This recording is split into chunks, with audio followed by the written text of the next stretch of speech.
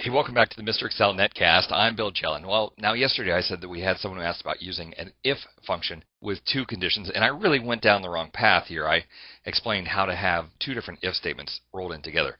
That's probably really not what they were asking for.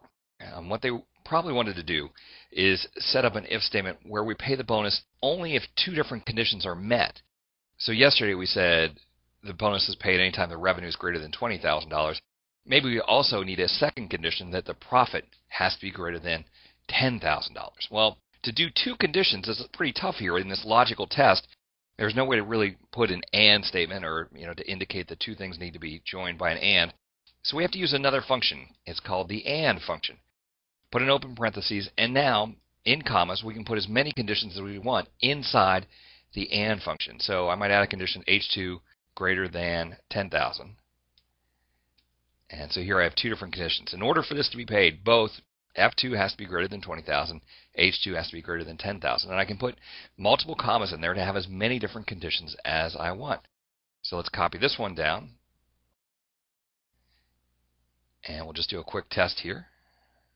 Let's change the profit to 9,000, and sure enough, that bonus goes away. We'll undo. Okay, so we have the and function. Sometimes we have a situation where we're paying a bonus in the case of either one thing or another thing. For example, maybe we always want to pay any sales to Texaco.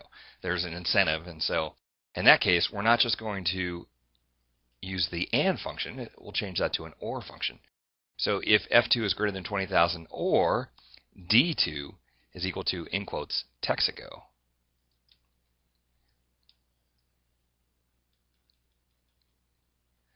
Close the and function. Then we pay a bonus. Otherwise, we pay 0 and copy that down. So here we picked up a bonus to Texaco even though their sale wasn't greater than $20,000. Now, the other function that we have is not.